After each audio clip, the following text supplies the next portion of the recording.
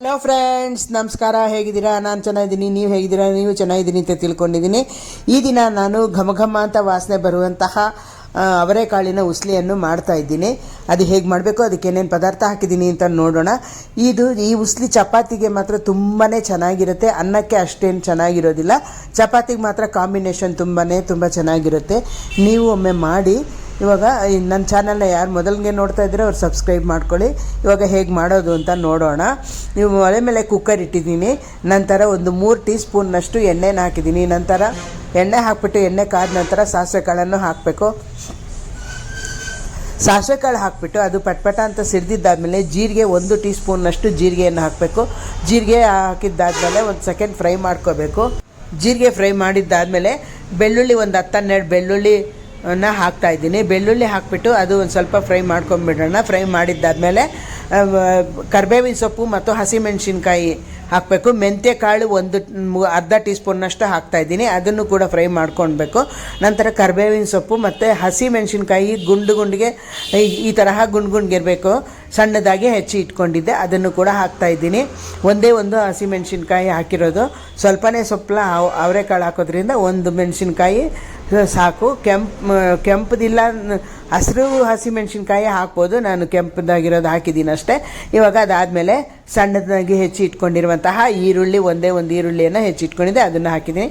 ಅದು ಫ್ರೈ ಮಾಡ್ಕೋಬೇಕು. ಅದು ಫ್ರೈ ಆಗಿದ್ದಾದಮೇಲೆ ಅವರೆಕಾಳು ನಮಗೆ ಎಷ್ಟು ಬೇಕೋ ಅಷ್ಟು ನೋಡಿ ಹಾಕ್ಕೋಬೇಕು. ನಾನು ಸ್ವಲ್ಪ ಹಾಕ್ತಾ ಇರೋದ್ರಿಂದನೇ ಒಂದೇ ಒಂದು ಹಸಿಮೆಣಸಿನ್ಕಾಯಿ ಹಾಕಿದ್ದು. ನೀವು ಜಾಸ್ತಿ ಅವರೆಕಾಳು ಹಾಕಿದ್ರೆ ನೋಡಿ ಹಸಿಮೆಣಸಿನ್ಕಾಯಿ ಹಾಕ್ಕೊಳ್ಳಿ. ಇವಾಗ ಅದು ಫ್ರೈ ಮಾಡ್ಕೊಂಡ್ಬಿಡೋಣ. ಒಂದು ಸ್ವಲ್ಪ ಫ್ರೈ ಮಾಡಿಕೊಂಡು 1.5 ಲೋಟದಷ್ಟು ನೀರನ್ನು ಹಾಕಬೇಕು. 1 ಲೋಟ ಹಾಕಿ ನಾವು ಸ್ವಲ್ಪ ನೀರನ್ನು ಹಾಕ್ತಾಯಿದ್ದೀನಿ. ನೀರು ಹಾಕಿಬಿಟ್ಟು ರುಚಿಗೆ ತಕ್ಕಷ್ಟು ಉಪ್ಪನ್ನು ಹಾಕಿಬಿಟ್ಟು ಒಂದು ಸರ್ತಿ ಮಿಕ್ಸ್ ಮಾಡ್ಕೊಂಡ್ಬಿಡೋಣ. ಮಿಕ್ಸ್ ಮಾಡಿದ್ದಾದಮೇಲೆ ಕುಕ್ಕರ್ ಮುಚ್ಚಿಬಿಟ್ಟು ವಿಜಲ್ ಹಾಕಬೇಕು. ಕುಕ್ಕರ್ ಮುಚ್ಚಿಬಿಟ್ಟು ವಿಜಲ್ ಹಾಕಿದ್ದೀನಿ. 3 ವಿಜಲ್ ಬರೋವರೆಗೂ ಬಿಡೋಣ. 3 ವಿಜಲ್ ಬಂದಿದ್ದಾದಮೇಲೆ ಅದು ಹೇಗೆ ಬೆಂದಿದೆ ಅಂತ ನೋಡೋಣ. ಇವಾಗ 3 ವಿಜಲ್ ಬಂದಿರೋದಾಗಿದೆ, ಅದನ್ನು ತೆಗಿತಾ ಇದ್ದೀನಿ. ಇವಾಗ ಹೇಗೆ ಬೆಂದಿದೆ ಅಂತ ತೋರಿಸ್ತೀನಿ, ಬನ್ನಿ. ಇವಾಗ ನೋಡಿ, ಘಮ ಅಂತ ಮುಚ್ಚಳ ತೆಗಿತಾ ಇದ್ರೇ ಘಮ್ ಅಂತ ಅದು ವಾಸನೆ ಬರ್ತಾ ಇದೆ. ಅಂದರೆ ತುಂಬಾ ಚೆನ್ನಾಗಿ ಬರ್ತಾ ಇದೆ ವಾಸನೆ. ಇವಾಗ ಅವರೆಕಾಳು ಕೂಡ ಬೆಂದಿದೆ. ಇವಾಗ ನೀರು ಇನ್ನೂ ಜಾಸ್ತಿ ಇರೋದ್ರಿಂದ ಒಂದು ಸ್ವಲ್ಪ ನೀರು ಹಿಂಗೋವರೆಗೂ ಬೇಯಿಸ್ಕೊಳ್ಳೋಣ. ಸ್ವಲ್ಪ ನೀರು ಇರಬೇಕು. ತುಂಬಾ ನೀರು ಕಡಿಮೆ ಇರಬಾರ್ದು. ಸ್ವಲ್ಪ ನೀರಿದ್ರೇ ಅದು ನೀರಾಗಿದ್ರೇ ಚೆನ್ನಾಗಿರುತ್ತೆ. ಇವಾಗ ಕೊತ್ತಂಬರಿ ಸೊಪ್ಪನ್ನು ಸಣ್ಣದಾಗಿ ಹೆಚ್ಚಿ ಇಟ್ಕೊಂಡಿರೋ ಕೊತ್ತಂಬರಿ ಸೊಪ್ಪನ್ನು ಹಾಕಿದ್ದೀನಿ.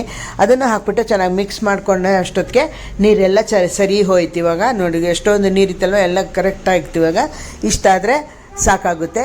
ಇವಾಗ ಘಮ ಅನಿಸುವ ಅವರೆಕಾಳಿನ ಉಸ್ಲಿ ರೆಡಿ. ಈ ವಿಡಿಯೋ ನಿಮಗೆ ಇಷ್ಟ ಆದಲ್ಲಿ ಲೈಕ್ ಮಾಡಿ, ಶೇರ್ ಮಾಡಿ, ಕಮೆಂಟ್ ಮಾಡಿ. ಈ ವಿಡಿಯೋ ನೋಡಿದ್ದಕ್ಕಾಗಿ ತುಂಬ ಧನ್ಯವಾದಗಳು. ಘಮಿಸುವ ಅವರೆಕಾಳಿನ ಉಸ್ಲಿ ರೆಡಿ. ತುಂಬಾ ವಾಸನೆ ಘಮ್ ಅಂತ ಬರ್ತಾ ಇದೆ. ನೀವು ಕೂಡ ಒಮ್ಮೆ ಮಾಡಿ ಹೇಗಿದೆ ಅಂತ ಹೇಳಿ. ಈ ವಿಡಿಯೋ ನೋಡಿದ್ದಕ್ಕಾಗಿ ತುಂಬ ಧನ್ಯವಾದ.